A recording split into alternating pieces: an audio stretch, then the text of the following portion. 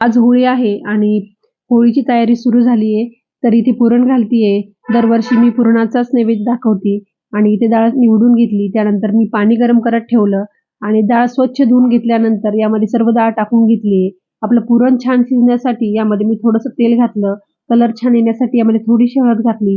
तेल टाकल्यामुळे काय होतं की कुकरची शिट्टी झाल्यानंतर यामधनं पाणी बाहेर येत नाही. त्यामुळे थोडंसं तेल टाकायचं. डाळ शिजतीये म्हटलं तोपर्यंत आपण झाडांना पाणी घालून घेऊया आणि वेळेचा सदुपयोग केलाच पाहिजे आपण.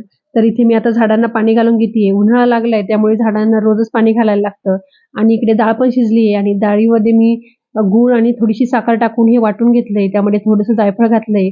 तर मस्त छान पुरण वाटून झालंय आणि इकडे राजवीर, प्रगती ते छान खेळताय. उन्नती पण खेळते. त्यांना फार एन्जॉय करता येते आज. तर माझी बाकीची कामं चालू होते. तोपर्यंत यांचा एन्जॉय चालू होता आणि त्याचे पप्पा तर यांच्यासोबत होतेच. तर परत भेटूया अशाच छानच्या व्हिडिओ सोबत. Bye bye.